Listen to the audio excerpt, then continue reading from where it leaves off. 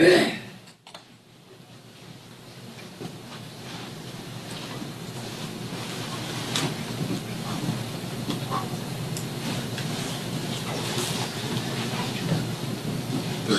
was killing me.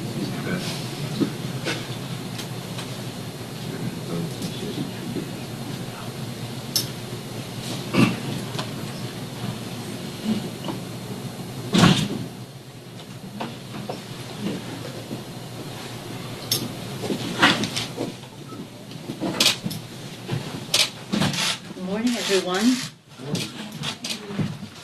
Have some guests with us today. Very honored to be here with our ranking members on the committees that are dealing with the HealthCare legislation. Representative Pallone of New Jersey, Representative Neal, Pallone, ranking member on Energy and Commerce Committee, Mr. Neal, ranking member on Ways and Means Committee, Representative Scott, ranking member Education and Workforce Committee, and Mr. Yarmouth, ranking member on the Budget Committee. All of these committees had a role in shaping the Affordable Care Act. All of these committees and our members, Democratic members, have a role in protecting our care. So I'm honored that they're here. We, of course, all were struck by the news this morning and last night about Senator McCain and sent him our prayers. I'm a big believer in the power of prayer, so I have great confidence. Over the years, one of the things I always remember him saying to all of us under any circumstances was, keep on fighting. And I know that's what he will do, to keep on fighting. I was just sharing with my colleagues that at 10:30 I had a conversation with our colleague Steve Scalise, who sounds wonderful, and just told him about our prayers for him, our hopes for his recovery, but not sooner than he really is recovered, not to come back any sooner. And of course, we try to comfort his wife, Jennifer, children, Harrison and Madison, but their strength is a comfort to the rest of us, so, in any event.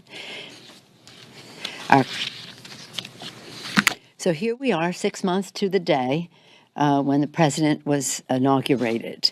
We're here with no jobs bill, no infrastructure bill, no tax reform legislation, no plan to avert the default. It's just one of the most miserable 6 months, unproductive 6 months of any presidency that I can think of. Instead, the Republicans have spent all of their time trying to raise America's health cost and reduce the ability for Americans to have the financial and health security that we owe them. We're here today as those who have fought for the Affordable Care Act, and we're very proud of the fact that more than 20 million people, additional people, have access to affordable care and insurance.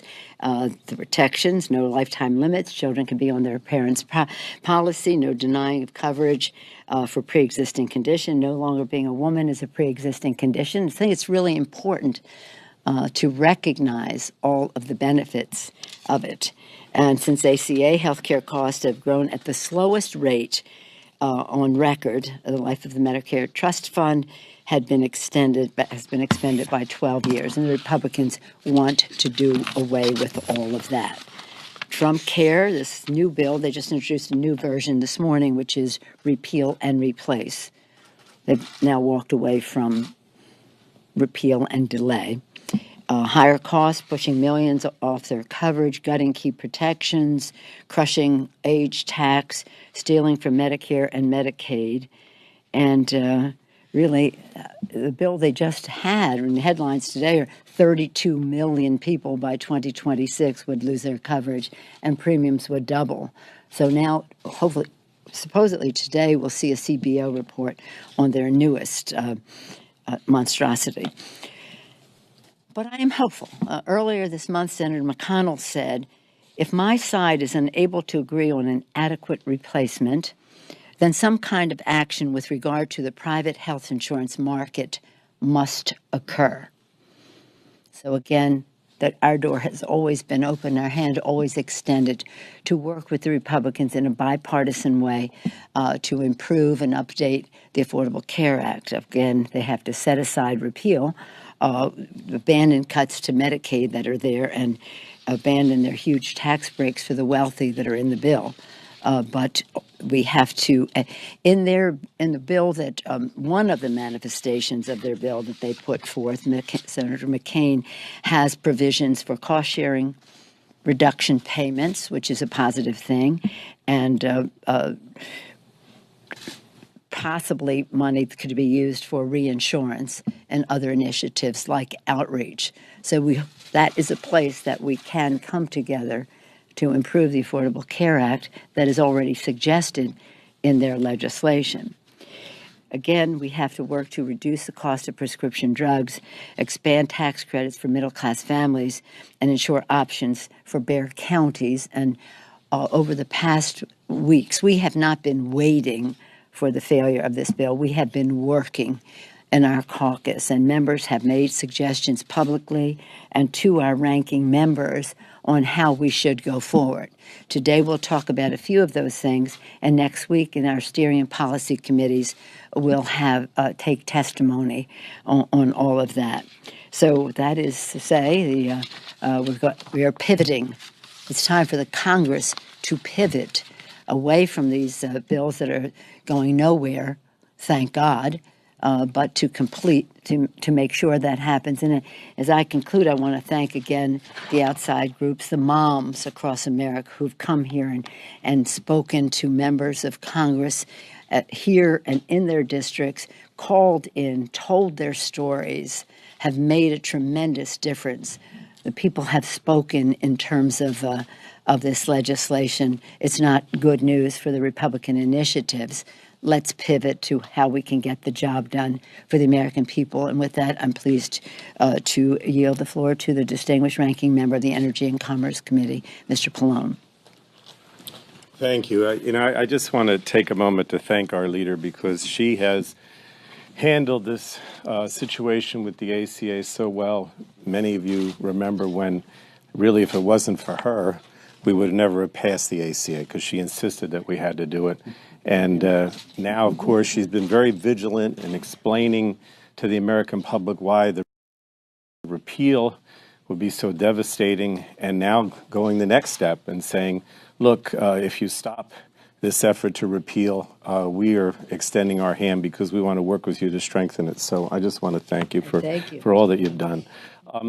In terms of where we are today, basically the message really is to the Trump administration and to the GOP, stop playing games with the ACA. Work with us. I think that the president continues to be very irresponsible.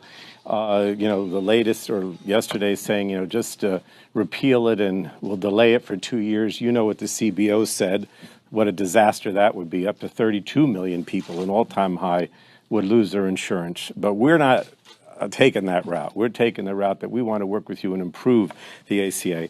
I just want to mention two things that I think are very important in that respect and would eliminate a big part of the uncertainty that exists right now with the insurance market. First, with regard to the cost-sharing reduction payments. The president announced yesterday that he's going to pay it for another month. But thank you, Mr. President, but that's ridiculous, right? I mean, the uncertainty in the insurance market of going from month to month, like, paying month-to-month rent rather than having a lease for 2 years or more is just ridiculous. And so the most important thing, I think, right now to eliminate this uncertainty in the insurance market is to guarantee that those cost-sharing payments, which affect 7 million people, are paid consistently and on time long-term. And just as an example, in my state, and I've mentioned this many times, the carrier Horizon, which is our biggest carrier, announced something like a 24% potential increase, only 8% of which was actually for HealthCare. The rest was because of the uncertainty with the cost-sharing reduction payments, the uncertainty about the mandate, all the things that President Trump and the GOP are doing are basically resulting in this level of uncertainty that needs to stop if we're going to strengthen the ACA and make sure that insurance premiums don't go up exorbitantly and the carriers stay in the market, because a lot of the carriers are actually leaving the market because of the uncertainty. And the second thing is reinsurance. We as you know, carrier insurance companies have to cover people regardless of their pre-existing condition, and there are a lot of people that are sick, and it's expensive for them to cover them. And so basically, we had a program in the ACA called the Temporary Reinsurance Program that basically spread the cost of large insurance claims for very sick people across all the insurers. That needs to be made permanent. That was a temporary thing. It worked well as long as it was out there, but it needs to be made permanent. So that reinsurance program that we had in the ACA would really make a difference in terms of carriers staying in the market and not having uncertainty in terms of how much their premiums are going to be. And I know that, you know, some of the Republicans have said, well, that type of thing is a bailout. It is not a bailout. Basically, we have, you know, hundreds of, you know, a lot of people costing these insurance companies a lot of money because the people are sick, because they need attention, and it costs a lot of money to cover their medical treatment. And I think we pretty much determined on a consensus bipartisan basis that we want to take care of, you know, the sicker people. We want to make sure that they have insurance coverage. So why not do, you know, why not make this a permanent program so that we can keep the carriers in the market and again eliminate a lot of the uncertainty. I know Jimmy Kimmel said, I called it, it's not me that made this up, the Jimmy Kimmel test, because he said nobody should have to choose between rent or food or paying for a child's medical treatment. Nobody. I think that's very true. And that's why we need to both eliminate the uncertainty, both with the cost-sharing subsidies and also provide for reinsurance. And with that, I'm going to yield to my colleague, ranking member on Ways and Means, Mr. Neal. Thanks, Frank. Thanks to the leader for keeping full attention on the proposals that have come to compete with the Affordable Care Act. When the president recently said, who knew that health insurance could be that complicated? I put my hand up. And I think what's remarkable about it is we have now the plan of the day that's put in front of us. I don't know how CBO has time to do anything else but score plans on a daily basis. But the irony of it is you're talking about what is almost 1/5 of the American economy, the delivery of health care in America, and they have a new plan every day.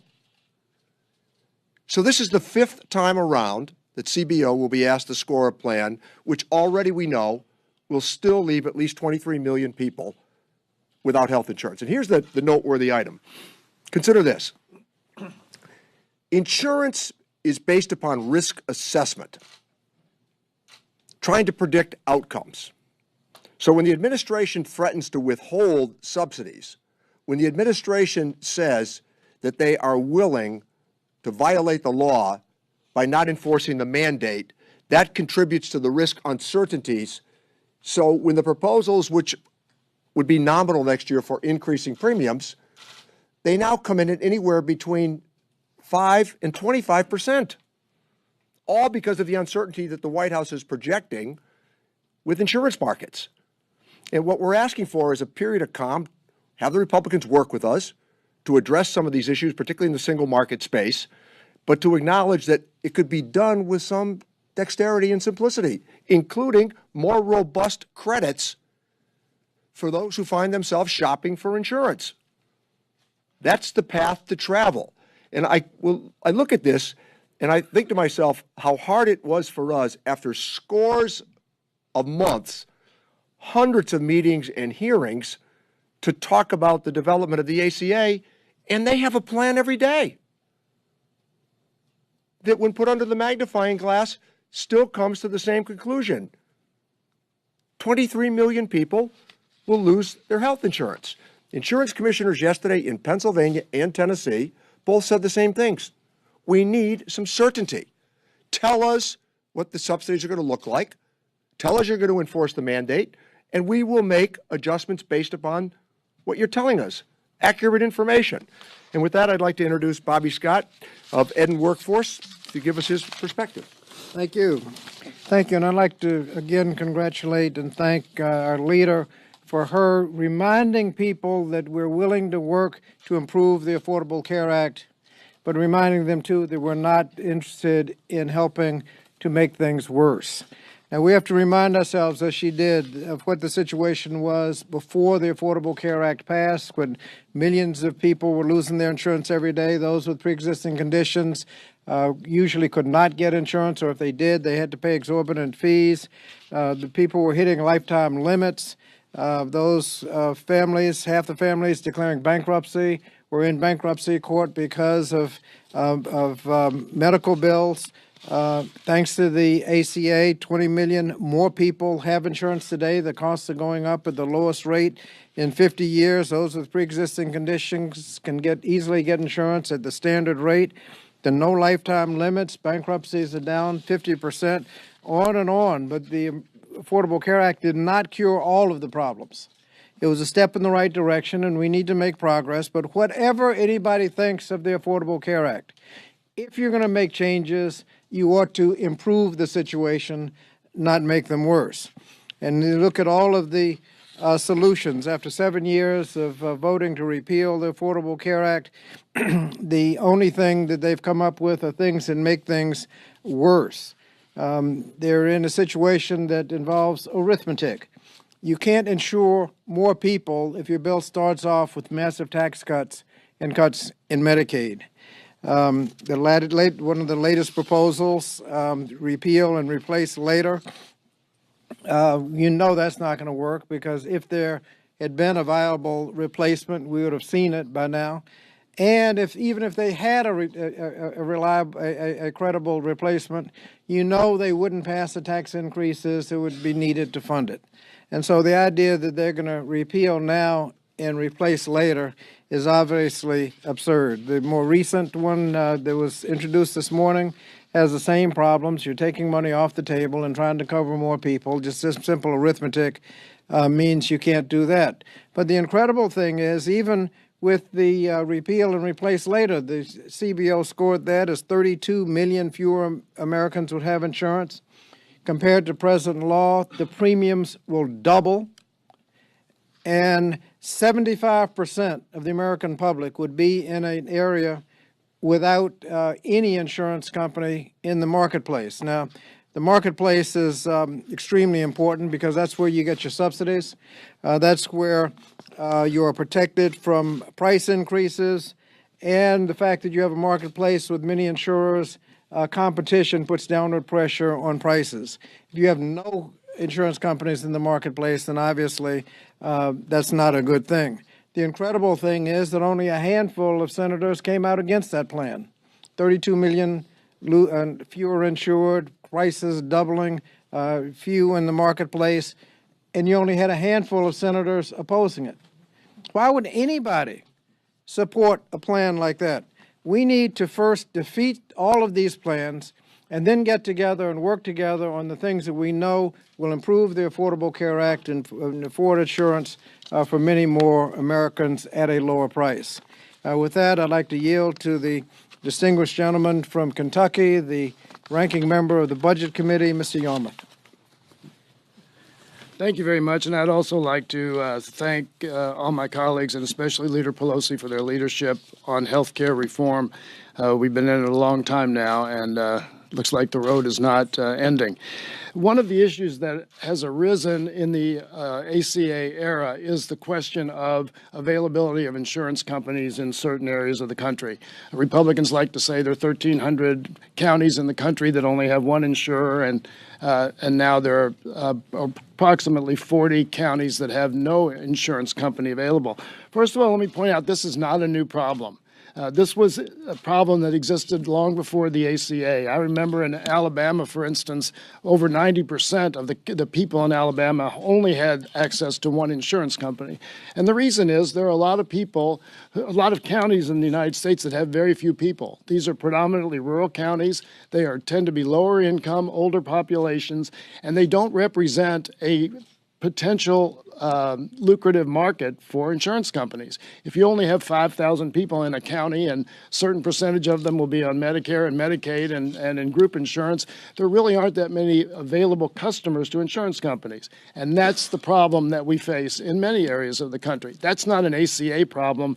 That is a market problem. And there just aren't there are a lot of non-viable markets in the country.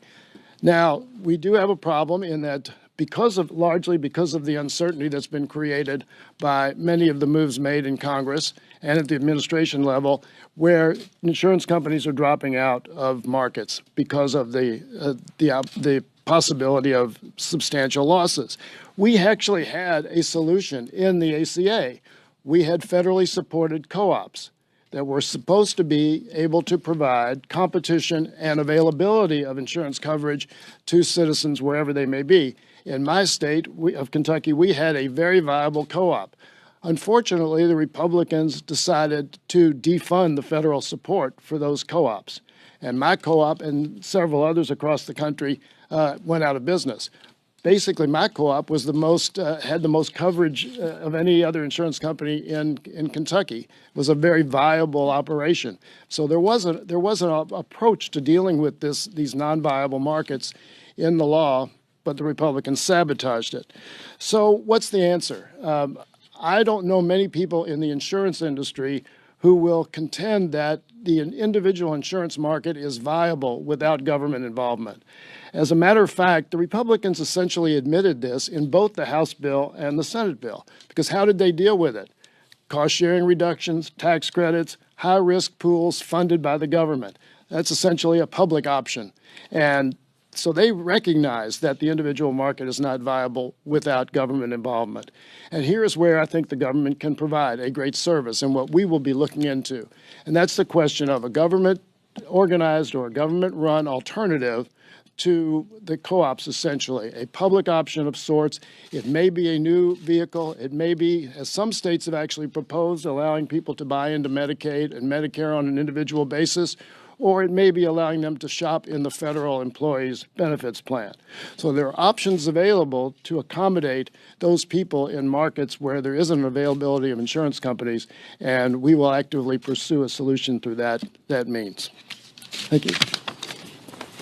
I thank my colleagues for their presentations and for their extraordinary leadership on all of this and the ideas that have been conveyed. Mr. Pallone talking about cost-sharing reinsurance, Mr. Neal talking about tax credits and how we expand access for millennials and others, Mr.